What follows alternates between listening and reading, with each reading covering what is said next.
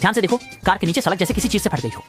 छोटे शॉय ने कार का दरवाजा खोला और तुरंत स्तब्ध रह गया। छोटे शॉय को लगा कि यह एक विनाशकारी विपत्ति होने वाली है। उसने तुरंत अपनी पूर्व पत्नी द्वारा खरीदी गई रोलेक्स उतारी और एक हवाई जहाज किराए पर ले लिया।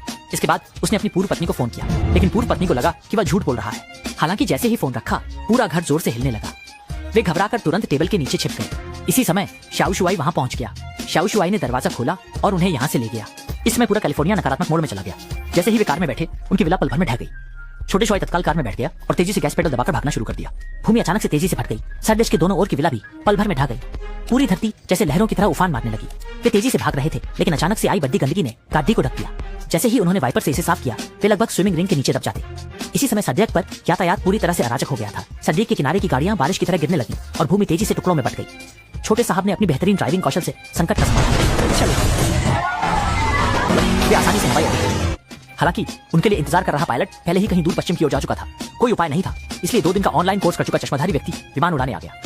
देखते ही देखते पूरी शहर ध्वस्त होने लगा और हवाई अड्डे पहुंचने में 5 सेकंड बाकी थे। छोटे शॉय ने गियर को बलपूर्वक धकेला ताकि विमान आगे बढ़ सके। जब गति लगभग 80 मील प्रति घंटा पहुंचने वाली थी, तब अचानक